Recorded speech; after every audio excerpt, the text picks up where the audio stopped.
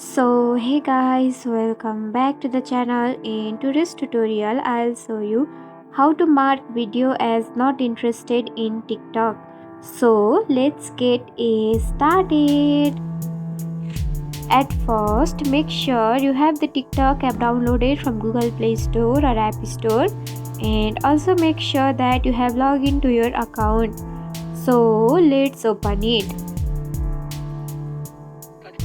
And this is the home page of your TikTok account. Now you should have to tap on share icon or scroll down the video like this and tap on share icon, which is available on the lower corner of right side.